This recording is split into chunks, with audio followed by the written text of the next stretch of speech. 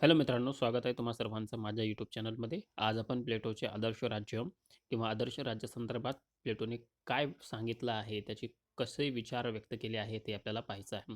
प्लेटोने आपले विचार, तत्वचिंतन, आदर्श राज्य व तत्वज्ञ राजा याच्यासाठी उपयोगात आणले. म्हणजे प्लेटोला काय करायचं होतं, की आदर्श राज्य तयार करायचं होतं आणि आदर्श राजा तयार करायचा होता. तत्कालीन ग्रीक नगर राज्याचे त्याने बहुविधी प्रणालीद्वारे निरीक्षण केले होते. आणि यासाठी त्यानं काय केलं, की पुढे जाऊन तत्त्वज्ञ राजासाठी किंवा तत्त्वज्ञ शासक जे आहे, शासक वर्गासाठी स्त्रियांचा साम्यवाद आणि संपत्तीचा साम्यवाद मांडला. तसेच शिक्षण व्यवस्था त्यांनी मांडली आणि याच्या माध्यमातून त्याला काय करायचं होतं, तर याच्या माध्यमातून त्याला आदर्श राज्याची काय करायची होती, स्थापना करायची होती. ओके. इतरांच्या कार्यामध्ये हस्तक्षेप न करणे म्हणजे काय आहे, प्लेटोच्या दृष्टिकोनातून न्याय आहे. प्लेटो काय म्हणतो, की बाबा जे काही वर्गव्यवस्था समाजामध्ये अस्तित्वात आहे, त्यांनी त्या वर्गामधील जे त्यांना कार्य मिळालेले आहे, तेच कार्य त्यांनी करायला पाहिजे आणि इतरांच्या कार्यामध्ये हस्तक्षेप करू नये. म्हणजेच काय होईल, समाजामध्ये न्याय प्रस्थापित होईल. आता आदर्श राज्याचे वैशिष्ट्य काय आहे, की आदर्श राज्यामध्ये गरजांची पूर्ती व श्रम विभागणी प्लेटोने केली आहे. राज्यकर्ते कसे असले पाहिजे, तर ते निष्णात ज्ञानी असले पाहिजे आणि यासाठी त्याने काय केलं, कार्यविषयी करण्याचा सिद्धांत प्लेटोने मांडला. माणसाच्या भौतिक गरजाची पूर्तता राज्यातच होऊ शकते असं प्लेटोला वाटते, होय का नाही? आणि सर्वश्रेष्ठ जीवनाची प्राप्ती राज्याकडूनच व्हावयास हवी, यालाच तो आदर्श राज्य म्हणतो. म्हणजे जे कोणी व्यक्ती, जे कोणी नागरिक हे राज्यामध्ये राहतात, तर त्या सर्व लोकांचे काय व्हायला पाहिजे, त्यांच्या जे काय भौतिक गरजा असेल ना, त्या भौतिक गरजा त्यांच्या राज्यामध्ये पूर्ण होईल आणि सर्वश्रेष्ठ जीवन म्हणजे ज्यावेळेस आपली भौतिक गरजा पूर्ण होतात, त्यावेळेस आपल्याला काय आहे, लक्झरियस लाईफ किंवा एक चांगलं लाईफ आपल्याला जगता येतो आणि याच्यासाठीच तो काय म्हणतो, आदर्श राज्य आहे आणि आदर्श राज्य म्हणजे काय होईल, की सर्वश्रेष्ठ जीवनाची प्राप्ती ज्यावेळेस राज्याकडून होईल किंवा राज्य सर्वश्रेष्ठ जीवनाची प्राप्तीमध्ये जे काही सेवा सुविधा उपलब्ध करून देतील आणि ज्यावेळेस असं देण्यामध्ये जर राज्य यशस्वी झाला, तर तो राज्य कसा असेल, तर तो राज्य असेल, आदर्श राज्य असेल. मानसशास्त्रीय आधारानुसार सिद्धांत मांडून कार्याचे विशेषीकरणावर त्याने काय केलेलं आहे, भर दिला आहे. आता त्याची न्यायाची संकल्पना काय आहे? वर्गविशेषी वर्गविशेषीकरणाचा सिद्धांत. आता वर्गविशेषीकरणाचा सिद्धांत म्हणजे काय? त्याने 3 वर्ग तयार केले होते. एक शासक वर्ग होता, जो सर्वश्रेष्ठ होता. त्याच्यानंतर सैनिक वर्ग होता, जो मध्यम दर्जावर होता आणि कनिष्ठ दर्जावर जे होता, ते उत्पादक वर्ग होता.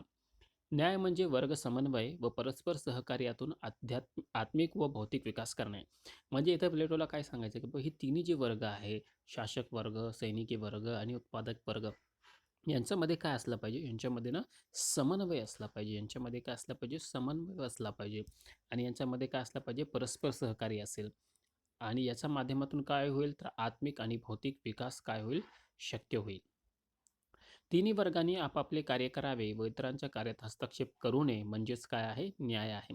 आचरणामध्ये न्याय असल्यास आदर्श राज्यात कायद्याची आवश्यकता भासणार नाही. हा सर्वात महत्त्वाचा मित्रांनो कोटेशन्स आहे, की त्याला काय म्हणायचं, की बाबा आचरणामध्ये जर न्याय असेल ना, तर कायद्याची आवश्यकताच भासणार नाही. कारण कायदे कसं असतात, जर एखादा व्यक्ती अ, जर समाजाला अहितकारक अहितकारक झाला किंवा समाजाला उपद्रव करत असेल, तर अशा वेळेस काय असतात, कायद्याद्वारे त्याला शिक्षा देऊन त्याला सरळ करता येतो.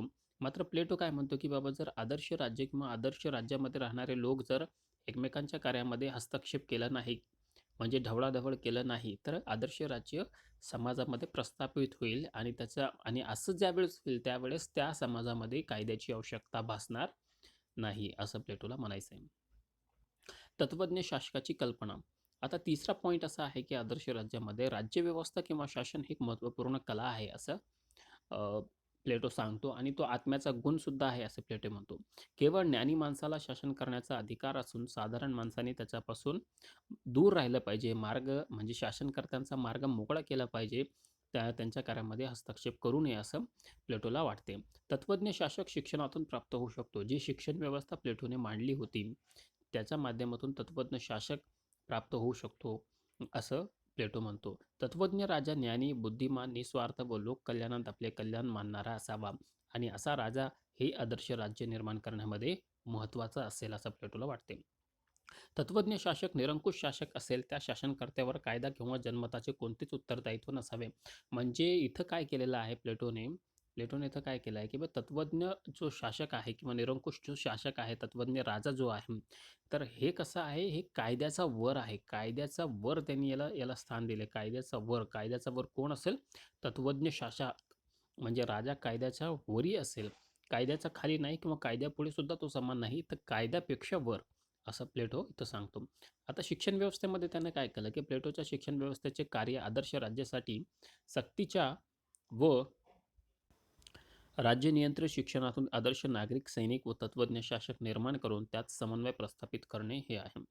स्त्री पुरुष दोघांनाही प्लेटो काय करतो, शिक्षणाचा अधिकार देतो. शिक्षणातून त्याला काय करायचं होतं, त्याला तत्वज्ञ शासक निर्माण करावयाचा होता.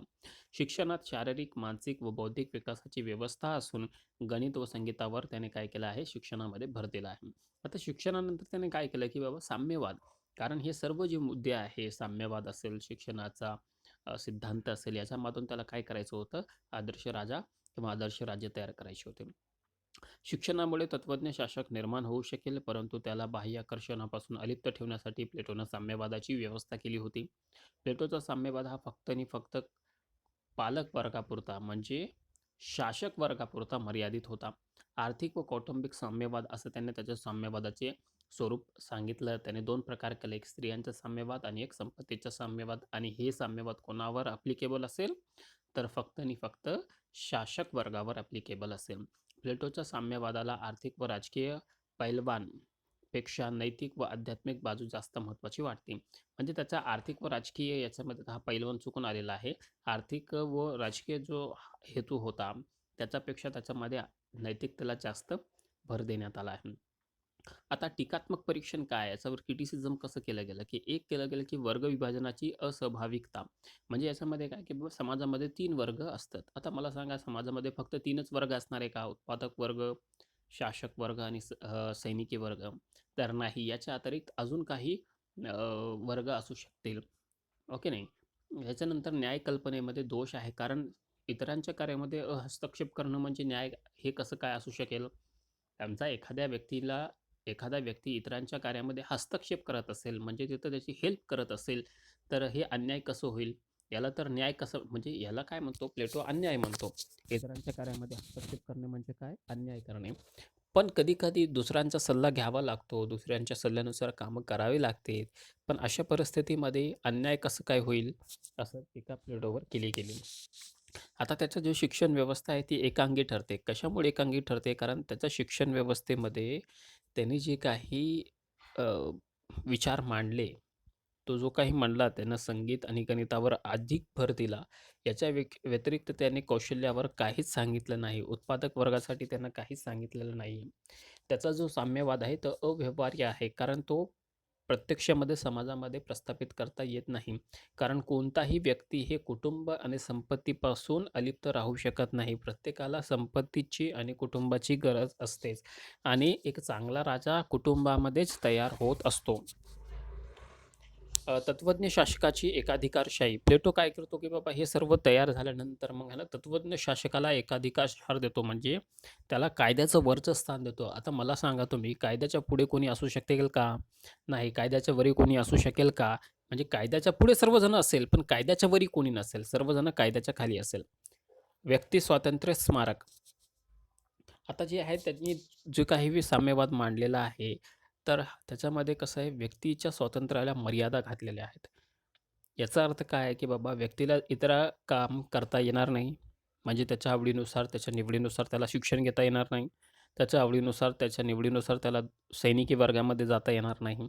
तर हे काय आहे, त्याच्यावर म्हणजे व्यक्ती स्वातंत्र्यावर कुठे ना कुठे एक प्रकारच्या मर्यादा आहेत. आणि त्याच्या पूर्ण आदर्श राज्याच्या स्वरूपामध्ये त्याने आदर्श राजा तयार करत असताना काय केलं आहे, तर कायद्याला जे स्थान आहे, ते कायद्याला स्थानच दिलेलं नाही आहे. त्यामुळे कायद्याच्या वर राजा असेल, आणि जिथं कायदा नाही आहे, तर तिथं सामाजिक व्यवस्था चांगल्या प्रकारे नांदू शकत नाही. गुलामगिरीविषयी मौन बाळगले. बघा, प्लेटो हा कुलीन घराण्यामध्ये होता, म्हणून त्याने काय केलं, गुलामगिरीच्या संदर्भामध्ये काहीच बोलला नाही. त्याने फक्त आणि फक्त शासक आणि शासकाने कसं राहायला पाहिजे यांच्या संदर्भामध्येच बोलला.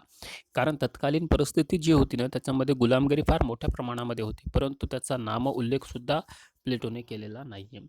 तर आय होप तुम्हाला हा माझा व्हिडिओ आवडला असेल, तर लाईक करा, शेअर करा आणि सबस्क्राईब करा. Thank you.